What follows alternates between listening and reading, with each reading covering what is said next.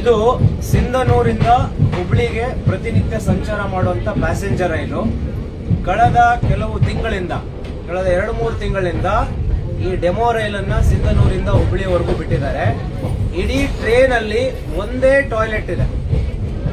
ಈ ಟ್ರೈನ್ ಅಲ್ಲಿ ಪ್ರತಿನಿತ್ಯ ಸಾವಿರಾರು ಜನ ಸಿಂಧನೂರು, ಗಂಗಾವತಿ, ಕಾರಟಗಿ, ಕೊಪ್ಪಳದಿಂದ ಹುಬ್ಳಿಗೆ ಪ್ರಯಾಣ ಬೆಳೆಸ್ತಾರೆ. ಬಹುತೇಕರು ಆಸ್ಪತ್ರೆಗಳಿಗೆ ಹೋಗುವಂತವ್ರು ಇರ್ತಾರೆ. ಇಡೀ ಟ್ರೈನ್ ಅಲ್ಲಿ ಒಂದೇ ಟಾಯ್ಲೆಟ್ ಇರೋದ್ರಿಂದ ಇಡೀ ಜನಗಳು ಒದ್ದಾಡಬೇಕಾಗಿದೆ. ನಾವು ಈ ಮೂಲಕ ಸಂಬಂಧಪಟ್ಟಂತ ರಾಜಕಾರಣಿಗಳಿಗೆ, ರೈಲ್ವೆ ಸಚಿವರಿಗೆ, ಕೊಪ್ಪಳದ ಸಂಸದರಿಗೆ ಮತ್ತೆ ಸ್ಥಳೀಯ ರಾಜಕಾರಣಿಗಳು, ಅದೇ ರೀತಿ ರೈಲ್ವೆ ಸಚಿವರಿಗೂ ಸಹ ಮನವಿ ಮಾಡ್ಕೊಳ್ತಾ ಇದೀವಿ. ಕೂಡಲೇ ಈ ಟ್ರೈನ್ ಅಲ್ಲಿ ಸರಿಯಾದ ಟಾಯ್ಲೆಟ್ ವ್ಯವಸ್ಥೆಗಳನ್ನ ಮಾಡಬೇಕು. ಇಲ್ಲ ಅಂದ್ರೆ ಟ್ರೈನ್ ಅನ್ನ ಬದಲಾಯಿಸಬೇಕು. ಯಾಕಂದ್ರೆ ಅನೇಕ ಜನ ಇದರಲ್ಲಿ ಪ್ರಯಾಣ ಮಾಡ್ತಾರೆ.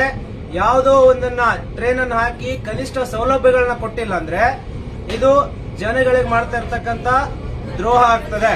ಹಾಗಾಗಿ ಕೂಡಲೇ ನಮ್ಮ ಸಂಬಂಧಪಟ್ಟ ಎಲ್ಲ ರಾಜಕಾರಣಿಗಳು ಮತ್ತೆ ಮುಖ್ಯವಾಗಿ ಸ್ಥಳೀಯ ಸಂಸದರು ಮತ್ತೆ ರೈಲ್ವೆ ಅಧಿಕಾರಿಗಳು ಎಚ್ಚೆತ್ತುಕೊಂಡು ಈ ಸಮಸ್ಯೆನ ಬಗೆಹರಿಸಬೇಕು ಅಂತ ನಾವು ಈ ಟ್ರೈನ್ ಅಲ್ಲಿ ಪ್ರಯಾಣ ಮಾಡುವಂತ ಎಲ್ಲ ಸಾರ್ವಜನಿಕರ ಪರವಾಗಿ ಮನವಿ ಮಾಡ್ಕೊಳ್ತಾ ಇದ್ದೀವಿ.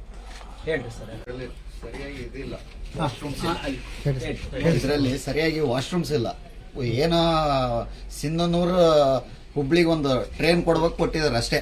ಇದರಲ್ಲಿ ಏನು ಬಹಳ ದೊಡ್ಡ ಫೆಸಿಲಿಟಿ ಇಲ್ಲ. ಆಮೇಲೆ ಸಿಂಧನೂರಿಂದ ಬಿಡ್ತಾ ಇರೋ ಟೈಮು, ಆಮೇಲೆ ಹುಬ್ಳಿಗೆ ರೀಚ್ ಆಗ್ತಿರೋ ಟೈಮು ಸರಿಯಾಗಿಲ್ಲ. ಯಾಕಂದ್ರೆ ನಾವು ಬಳ್ಳಾರಿಯಿಂದ ಪ್ರಯಾಣ ಮಾಡಿದ್ರೆ ಅದೇ 5 ಗಂಟೆಗೆ ಬಿಟ್ಟಿರೋ ಟ್ರೈನು ಕರೆಕ್ಟ್ 9 ಗಂಟೆಗೆ ತಲುಪ್ತಾ ಇದೆ. ನಾವು 5 ಗಂಟೆಗೆ ಸಿಂಧನೂರಿಂದ ಬಿಟ್ಟು 10 ಗಂಟೆಗೆ ಹೋಗ್ತಾ ಇದೀವಿ. ಬಹಳ ಸ್ಲೋ ಇದೆ. ಆಮೇಲೆ ಇದರಲ್ಲಿ ಏನ್ ಫೆಸಿಲಿಟಿ ಇಲ್ಲ. ಸುಮ್ಮನೆ ಪ್ಯಾಸೆಂಜರ್ ತರ ಕೊಡ್ಬೇಕಂತ ಕೊಟ್ಟಿದ್ದಾರೆ. ಒಂದು ವಾಶ್ರೂಮ್ ಸರಿಯಾಗಿಲ್ಲ ಇದರಲ್ಲಿ. ಅಲ್ಲ, ಅದು ಸ್ವಚ್ಛತೆ ಕೂಡ ಇಲ್ಲ, ನೀರಿನ ವ್ಯವಸ್ಥೆ ಕೂಡ ಇಲ್ಲ. ಏನಂದ್ರೆ ಸುಮ್ಮನೆ ಜನಕ್ಕೇನೋ ಒಂದು ಫೆಸಿಲಿಟಿ ಕೊಡ್ಬೇಕಂತ ಕೊಟ್ಟಿದ್ದಾರೆ. ಇನ್ನೊಂದು ಬರ್ತ ಟ್ರೈನ್, ಅದಕ್ಕಂತೂ ಒಂದು ವಾಶ್ರೂಮ್ ಇರಂಗಿಲ್ಲ. ಹಂಗೆ ಹೋಗ್ಬೇಕು. ಗಂಡ್ ಮಕ್ಳೇನ್ ಹಂಗೆ ಕದ ತೆಗೆದು ಅಲ್ಲಿ ನಿಂದಿರ್ತಾರ. ನಾವ್ ಅದನ್ನ ಇಲ್ಲ. ಹೆಣ್ಮಕ್ಳು ಏನ್ ಮಾಡ್ಬೇಕು? ಕರೆಕ್ಟ್. ಗಂಡ್ ಮಕ್ಳು ಸ್ವಲ್ಪ ಕದ ತೆಗೆದು ಮರಿ ಮಾಡ್ಕೊಂಡು ಹೋಗ್ತಾರ. ನಾವೇನ್ ಮಾಡ್ಬೇಕು ಹೆಣ್ಮಕ್ಳು? ಹಂಗಾಗಿ ಏನ್ ಅನ್ನೋದು ಒಂದು ರೀತಿಯನ್ನು ಮಾಡ್ರಿ. ಕರೆಕ್ಟ್. ಅದೇ ರೀತಿ ಬಹುತೇಕ ನೋಡ್ರಿ ಸ್ಟೇಷನ್ಗಳಲ್ಲಿ ರಾತ್ರಿ ಹೊತ್ತು ಲೈಟಿನ ವ್ಯವಸ್ಥೆ ಇರೋದಿಲ್ಲ. ಒಬ್ಬೊಬ್ಬರೇ ಪ್ರಯಾಣಿಕರು ಬಂದಾಗ, ಮುಖ್ಯವಾಗಿ ಮಹಿಳೆಯರು ಬಂದಾಗ ಸಾಕಷ್ಟು ತೊಂದರೆಗಳಾಗುತ್ತೆ. ಇದು ಅನೇಕ ಬಾರಿ ಈ ವಿಷಯ ಸಂಬಂಧಪಟ್ಟವ್ರ ಗಮನಕ್ಕೆ ಬಂದಿದ್ರು ಸಹ ಇದನ್ನ ಸರಿಪಡಿಸ್ತಾ ಇಲ್ಲ. ಕೂಡಲೇ ಇದನ್ನ ಸರಿಪಡಿಸಬೇಕು ಅಂತ ನಾವು ಮತ್ತೊಮ್ಮೆ ಕಳಕಳಿಯಿಂದ ಮನವಿ ಮಾಡ್ಕೊಳ್ತಾ ಇದ್ದೀವಿ ಎಲ್ಲ ಸಂಬಂಧಪಟ್ಟ ಅಧಿಕಾರಿಗಳು ಮತ್ತು ಜನಪ್ರತಿನಿಧಿಗಳಲ್ಲಿ. ಕೂಡಲೇ ದಯವಿಟ್ಟು ಸರಿಪಡಿಸಿ. ಮಾತಾಡ್ತೀರಾ?